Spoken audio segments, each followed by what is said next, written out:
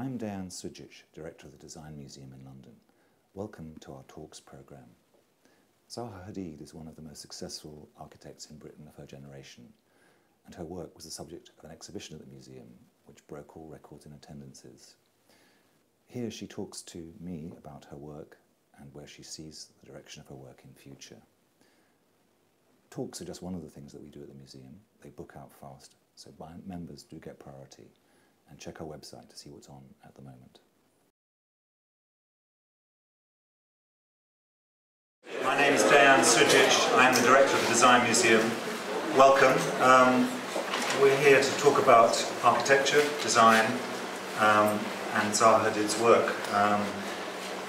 We're very proud of the exhibition that we've had at the museum here. It opened in July. It's been one of the most successful and visited things that we've had.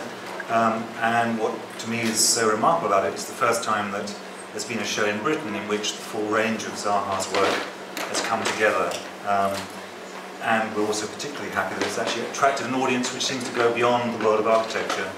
On a Saturday and a Sunday, it's just fantastic to come into the museum and see the first floor absolutely crammed with people, kids, looking at that spectacular range of images, of looking at the work. And in that first room, we've tried to really encapsulate 3 or 4 key ideas about Zaha's work. And I suppose the first of them is really the moment in London when she came here at the beginning of the 70s and was a student of the Architectural Association. And I just wondered if we might kick off by talking about how different things are now in London from what they were like at that moment when you came here, and it seemed like very... Well, I think interestingly, I think there's a similar moment now to the early mid-70s in terms of kind of the economy. I mean, it was kind of depressed, but there was also the oil boom, so there was a lot of kind of expenditure on part of the kind of the Arabs who were here, and so there's a kind of a similarity, and there was, of course, in the early 70s, the whole jet set, the jet set thing was very big, and there was still a residue of kind of the design of the 60s, and there was still that going on. But there was also, it was a very political moment. I mean, I remember the AA at the time and the whole Brian Anson thing about Covent Garden and not making it kind of really commercial, and all that was going on also at the same time. And the post kind of 68 period where it was, in a way, it was, when I was at the AA, it was kind of anti-design. And I remember us going to Alma saying we want to have design studios. He kind of laughed at us, told us to whatever do with ourselves. And then they exiled us to actually Covent Garden because it was empty. There was no flower market, there was nobody there. So we occupied like a whole warehouse in Elm Street because we were, like semi-decadent corrupt people who wanted to design things. And draw things. But, the biggest difference to me seems that in those days practice was big if you had 25 people working in an architect's studio. Now 100 is small. I wouldn't know because I never worked in one, but they had a program at the AA which was to send students who have done nothing for 2 years but, like testing sound in a warehouse or cleaning it, to doing all these kind of funny things. They had this program called something like building something. So they sent us to these offices who were the complete extreme end of what the AA would be. So I went into this office and the guy says to me, I hear you're all green at the AA. I was, my English was all right, but I didn't understand green. First year student. So I said, no, I'm not green. But there was kind of some nasty people lurking at the AA at the time. There was lots of very nice people, but some rather nasty people. Is that where you learned to paint? No, not at the AA. No, the AA didn't teach anything.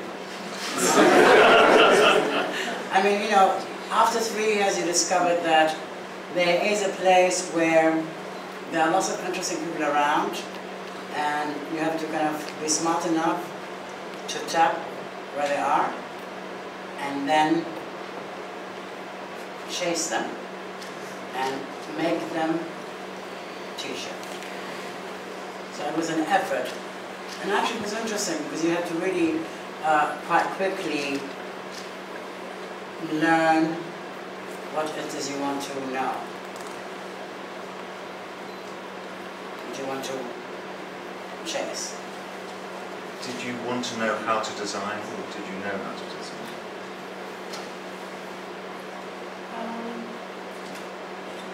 I don't think I knew how to design. I knew how to draw, which gave me tremendous advantage over many people that first year, because I knew how to draw and I can ink. But of course also at the time, there were lots of people who were technicians, they were called draftsmen or whatever, who actually had done work for like 20, 15 years and design building, but they were not qualified, who were also the AA. So the AA was a mixture of like 18-year-olds to 40-year-olds. And it was a kind of a camaraderie within this years that people taught each other things. I mean, we used to spend more time in the kind of, not the bar and the restaurant. And people literally taught each other things. And I'm not saying they're not really they're brilliant teachers, and there was a very big range of people, and you know, the jury system was very open, and you can go from jury to another, and after really 2 years, you did know, you kind of, and also many lectures. I mean, there were lectures from morning till night, and I mean, maybe you walk into the lecture hall, there's 1 or 2 people in it, you know, but still, if you want to stay and, you know, hear about whatever was going on. What made you come to London in the first place? Well, I always liked London. I mean, my brother was at school here, and my 2 brothers went to, my father went to school in England in the 30s. My 2 brothers went to school in Britain, and when I was like 10 and just over, I used to come over here, and I knew about the AA because I always wanted to become an architect at age 11, and my brother at the time, well, there was a great place called the AA. A friend of his went to school there, was going to school there actually, another Iraqi, so he stayed with me. But I always liked London, and it was a great city, and you know, it was at the time, you know, the Beatles and everything. And I used to come, I know how my parents let me be very, I mean, they would let me be very independent. So I used to go to see movies on my own and run around King's Road. So that was my kind of summer every year. And then I came to school here for a short period of time, then when I went to Beirut, and then I decided to come back here. And what happened when you were 11 that made you want to be an architect? I don't know, I mean, it was also a period in Iraq where, like in many places in the Middle East and also in maybe South America, in the 60s, where the identity and architecture were connected. And it was a moment of modernization and new politics, new states, new buildings. Of course, also if you think of America and the 60s in South America, and always kind of getting Time Life, kind of Life magazine with all these images. So there was partly that, and also, I think my family was also interested in the topic. And I remember going to an exhibition, I'm not going to remember very well, but it was, I think, something to do with Frank Wright, because he was in the Opera House in Baghdad. And it was an exhibition to do with that, well, not with that, but to do with other projects. And I was just kind of very intrigued by it. That Wright project was extraordinary. It involved a very large figure in the river pointing. Well, there was one more than one project.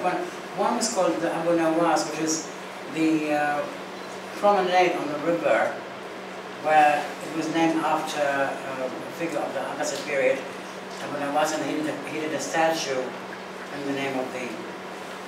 I mean, actually, the Guggenheim also did a show on Wright in Baghdad, because it was at the Opera House and a whole bunch of projects which were on show. I know when they had a show at MoMA a few years ago. So there was a show about, maybe he was visiting, or I know, but there were other projects from that place. I remember this very well when I went to see that exhibition.